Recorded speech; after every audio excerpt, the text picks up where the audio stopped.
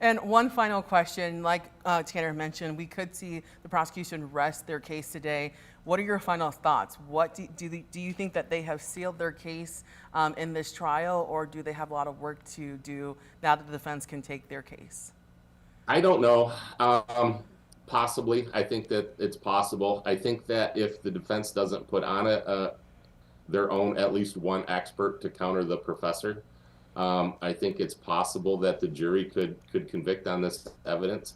I would expect that at the close of the prosecution's case in chief, the defense will make what's known as a motion for directed verdict. I think it will probably be a substantial motion and may actually take up some time.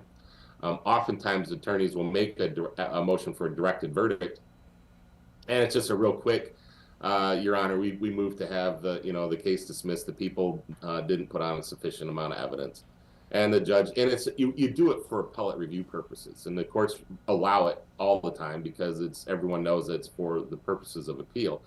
But I think in this case they have a substantial issue, and the issue is that they didn't prove that, because the people have to prove beyond a reasonable doubt that it was not justified. And that was the issue all along from the time that they had the preliminary exam all the way up to the Michigan Supreme Court denying leave to hear the case. And so that has been the issue all along.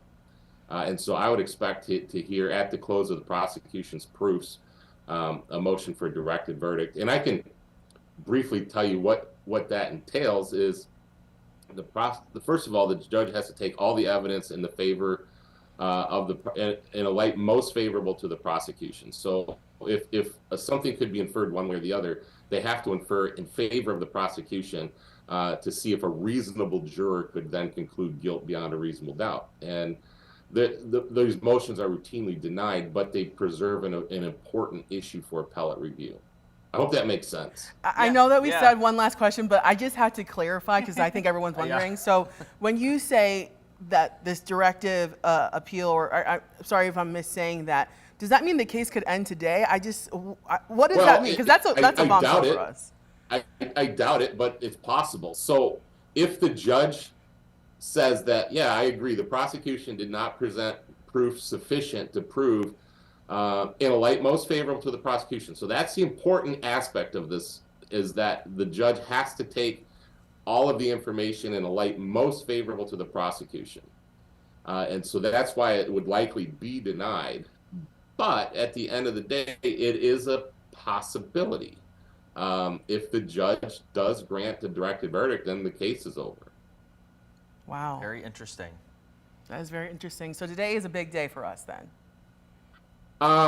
Yeah, I wouldn't get anyone's hopes up that that's going to happen. I would just say that is one of the possible outcomes. Okay. Well, thank you, Andrew. We appreciate you coming and giving us your knowledge on this case. Of course, we will continue to talk to you as the case goes on, if it continues after today. All right. Thanks again.